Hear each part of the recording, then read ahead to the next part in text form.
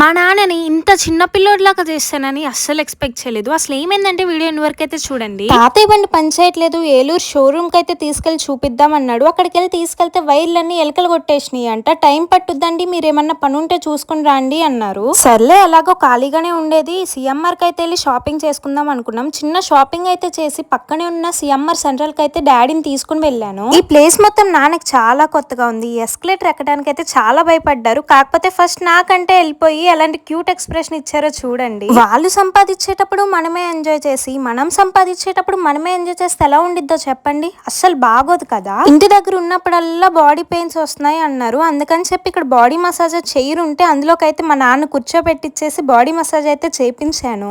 ఒక్కసారి మీ పేరెంట్స్ ని ఇలా బయటికి తీసుకెళ్ళండి, వాళ్ళల్లో ఉన్న చిన్నపిల్లల తత్వం మొత్తం బయటకు వచ్చేసిద్ది. చూడండి మా నాన్న ఎలా ఎంజాయ్ చేశాడో. ఆ ఒక్కరోజు మాత్రం డాడీతో బాగా టైం స్పెండ్ చేశాను. చూడండి మా నాన్న ఎంత క్యూట్ గా ఉన్నాడో, బాగా ఎంజాయ్ చేశాడు. ఇంకా నాన్న చెప్పులు అయితే తెగిపోయినాయే మళ్ళీ కుట్టించి మరీ వేసుకుంటున్నాడు. అందుకని చెప్పి నేనైతే చెప్పులు తీసుకోమన్నాను, చెప్పులు అయితే తీసుకున్నాడు. ఇంకా మా తాతయ్య బండి అయితే తీసుకుని ఇంటికైతే స్టార్ట్ అయిపోయాము. నెక్స్ట్ వీడియోలో కలుసుకుందాం. ఉంటాను మరి, బాయ్ బాయ్.